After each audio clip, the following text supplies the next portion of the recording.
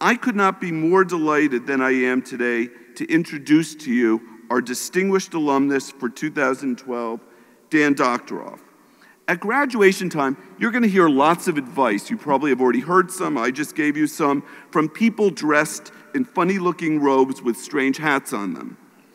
Let me add another bit of advice to the mix. It's advice that was given to me by my mother. She repeatedly told me as I was growing up that the world is a small place. You will meet people and then you'll move on. You may even leave the town that you were in. And then you think that you're really not going to ever see that person again. And that they may not be meaningful to you in the rest of your life. But you will often be wrong about that. And Dan Doctoroff, for me, is one of those examples that proves something that I keep hearing about constantly in my life, that my mother is one smart cookie. Now, I first met Dan over 10 years ago when I lived in New York City. I was a professor then at a local law school and head of an urban research center. Dan had recently been appointed the deputy mayor of New York City, who was in charge of planning, housing, and economic development. I got to know Dan fairly well in the context of my research, which was in housing, and I was obviously very impressed with all of the things that he did at the time for New York City. Dan was the driving force of New York's resurgence after 9/11, leading the city's housing, land use, and economic development initiatives. He built an amazing legacy of achievement that even today is being realized as the World Trade Center towers emerge from the rubble, as over 100,000 units of affordable housing provide decent homes for countless numbers of families, and as the west side of New York is planned out and built out. I moved away from New York in 2004 to take the deanship of UCLA Law School, and Dan and I didn't see each other until I moved back here in 2009 and assumed the deanship here. Dan is a graduate of the class of 1984 and was one of the very first alumni that I met with when I came here. He immediately became a very active leader in our community, chairing our Business Advisory Council, which has put together a new and very exciting, ambitious business program, which has yet to be announced. He became a trustee of the university and co-chair of our law school's upcoming financial development campaign. Oh, and did I forget to tell you, Dan has a day job, and it's pretty demanding. In 2008, Dan joined Bloomberg LP as president and was appointed its CEO in 2011. He has led the company through the current financial crisis, enhanced its technological edge, and strategized acquisitions such as Bloomberg Business Week that make Bloomberg one of the most exciting and dynamic companies in the world. As I stand up here right now, I am grateful for two things. First, that I apparently listened to my mother and behaved myself when I first met Dan 6 years ago. And second, that I'm dean of the law school, able to introduce the winner of our Distinguished Alumnus Award of 2012, Dan Doctoroff.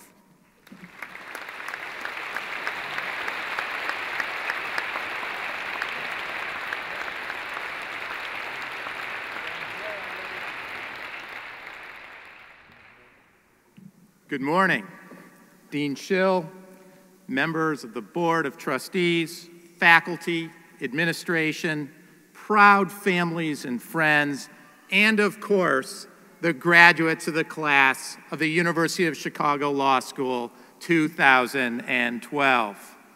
I am genuinely honored to be here with you today.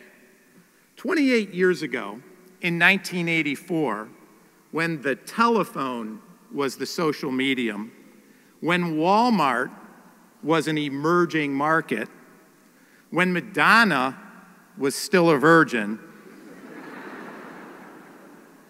when the Cubs still hadn't won the World Series, I sat where you sit today and ask myself the same question you are likely asking yourself now.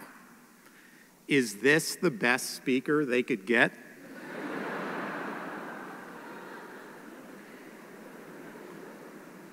So why has that same sad fate happened to you? I can't imagine that it has anything to do with the fact that the very clever but not very subtle Dean Schill has also asked me to co-chair the law school's yet-to-be-announced capital campaign. Nah, couldn't be. It can't be that I was a paragon of legal scholarship here at the law school. I still have nightmares about the rule against perpetuities question on Professor Helmholtz's property final. No law review for me. And it certainly wasn't due to my exemplary legal career. I am unlicensed to practice law in all 50 states and the District of Columbia. I suspect it's because I've had 6 different careers, 5 since I left Hyde Park. Political pollster, investment banker, private equity investor, leader of New York's Olympic bid, deputy mayor, and now CEO of Bloomberg. And although I seem not to be able to keep a single career, I am convinced that the education that I had here was essential to the many careers that I have been fortunate to have. Certainly, the academic program here gave me the essential tools. From the Bigelow Writing Program, I learned that I really hadn't learned to write at all as a Harvard undergrad. From the smartest group of people I have still ever seen collected in one place, the faculty, I was terrified into constantly challenging my assumptions, looking deeper into every question, and then articulating thoughtful answers in real time, some of them correct. And it was here on this campus, braving the Midway winds, that I received the most valuable part of my education from my classmates. For some of us, Chicago may not have been our first choice of law schools. For others, it was the only choice. What is true for all of us is that it turned out to be a wise choice. We succeeded and failed together. We were intimidated together. We gained confidence together. The tone was set right from the beginning. No one from the class of 1984 will ever forget what happened on the 3rd day of contracts, since we all took it together. Our professor was now Justice Scalia. When he asked a question about the obscure 18th century case we were studying, a few hands in the first few rows shot up. He called on Mr. Miller, who in a classroom packed with insufferable overachievers had already managed to distinguish himself as an insufferable overachiever. Miller paused for a moment, puffed out his chest, and then proceeded to quote from a 17th century case that had been cited in a footnote to the opinion. The entire class gasped in horror. He actually read the case cited in the footnote, we all thought to ourselves. Why hadn't I thought of that? Leave it to Nino, as Professor Scalia was known. Miller, he exclaimed, what are you doing? Miller stammered. Well, Professor Scalia, I was just, Scalia cut him off. Ah, Miller, he said, I never read the footnotes.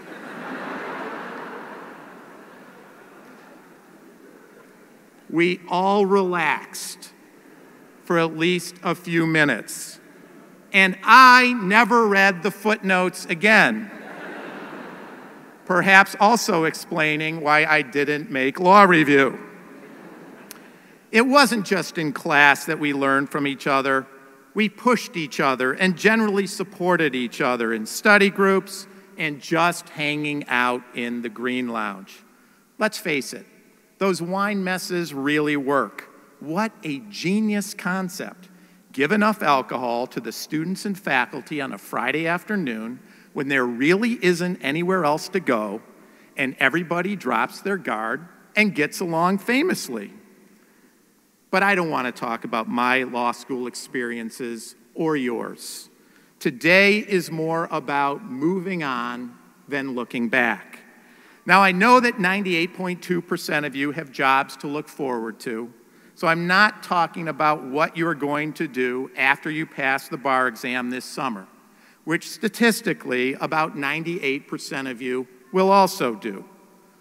All of you have made it to this place because you did well in all of your subjects in high school, on your SATs, in all of your college courses, then on your LSATs.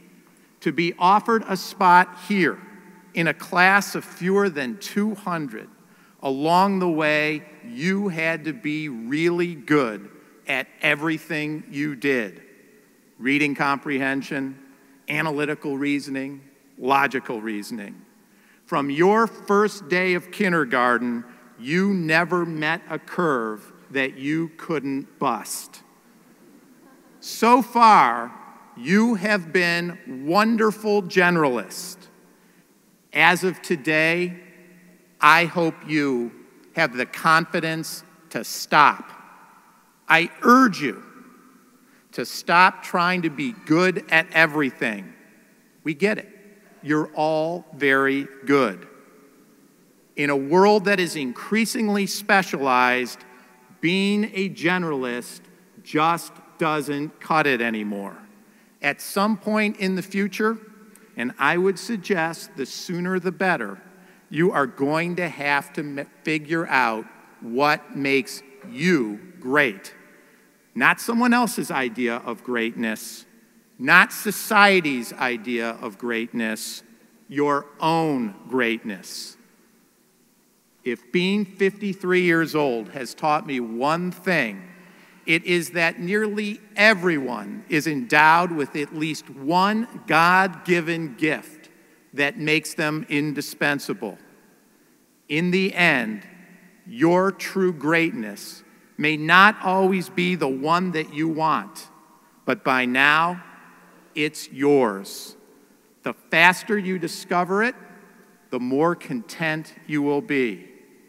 For me, it wasn't until I was onto my 5th career as deputy mayor that I recognized my gift. I finally understood that each of my seemingly disconnected careers required weaving a compelling strategy around large volumes of data to solve a particular problem. Whether it was for a candidate trying to win office, a company going public, or finding a way to rebuild ground zero. But the question remains, how do you find your greatness? You need to search your experiences for those moments when you felt truly exceptional, whether in a class, at work, or somewhere else in your life. And then you need to trust your gut instincts, and then have the courage to explore when you think you might have found what you are great at. For me, each of the times I learned of the opportunity that would mark a career shift, I felt breathless excitement of the kind I felt the day I met the woman who would become my wife. And as was the case with Elisa, in each I was completely out of my league. And yet, I knew it was just right. I am willing to bet that when you find what makes you truly exceptional, you are also going to discover that it is what you are passionate about. We all love what is special about ourselves. Now, knowing and doing are two very different things. Finding your gifts means you are going to have to take some chances. As I mentioned, I led New York's Olympic bid for 10 years. Once America invaded Iraq, I was pretty sure we were going to lose. Total humiliation, I assumed, on a global scale. Finally, the dreaded day in Singapore arrived, when the International Olympic Committee was to make its decision. Sure enough, we lost. And I might add, in the second round, which was one better than Chicago, which had a popular president and former UFC law professor on board when they bid, but I digress. When I returned to New York a few days later, I expected pitying sympathy at best or derision at worst. But then a funny thing happened. Nothing. Nobody cared.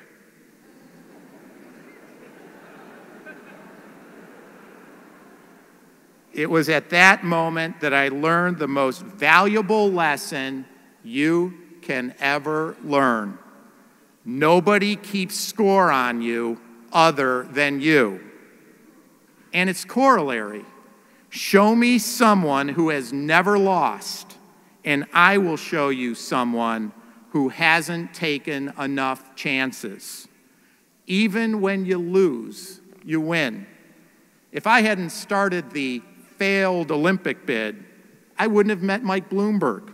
I wouldn't have become deputy mayor. And I wouldn't be leading Bloomberg today. If only I had known about this loophole in the rule of careerism, I might have set my sights on failure decades earlier.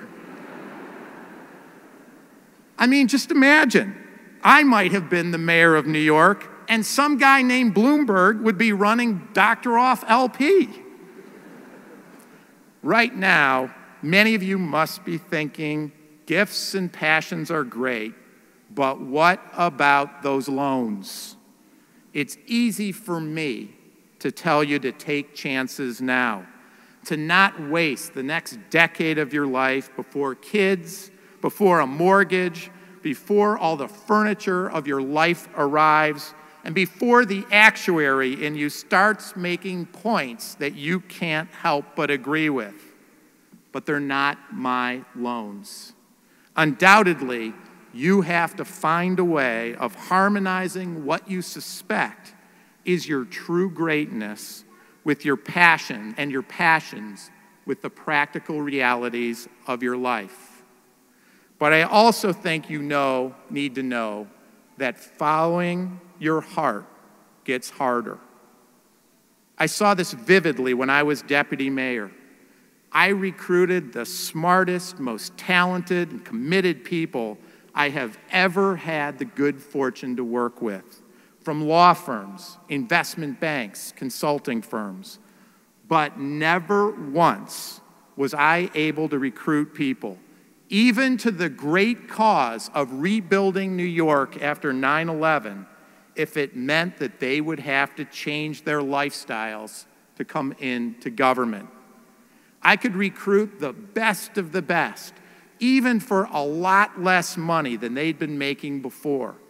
But if they were going to have to change the place they lived, the vacations they took, or where they sent their kids to school, as they say in Brooklyn, forget about it. The next few years is the best time to lace up your boots and go stomp around a bit, never seeking what makes you happy, or at least trying to figure it out, is real failure. Failure because you took a chance, put yourself out on a limb, and ended up being wrong. That's failing right. I hope you all fail like that a few times after you leave here. For most all of us, finding our greatness is not easy. The truth is, it should be hard-earned. Even Buddha got that. He said, your work is to discover your work, and then with all your heart to give yourself to it. But when you do, rest assured that there's always a place for minds like yours to thrive, to lead, to teach, to govern, to manage, to litigate.